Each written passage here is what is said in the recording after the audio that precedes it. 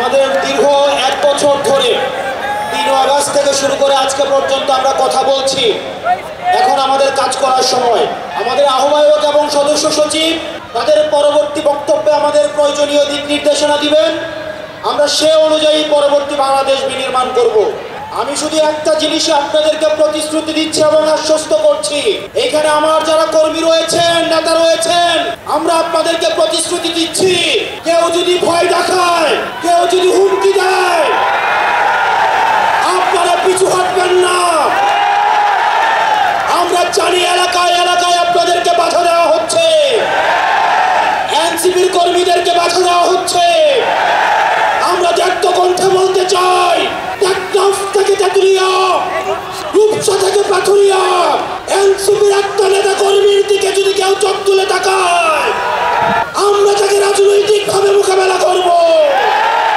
এনসিপির কর্মী এবং সহযোদ্ধারা পরবর্তী ধাপে আমাদের আহ্বায়ক এবং সদস্য সচিব প্রয়োজনীয় দিক নির্দেশনা দিবেন।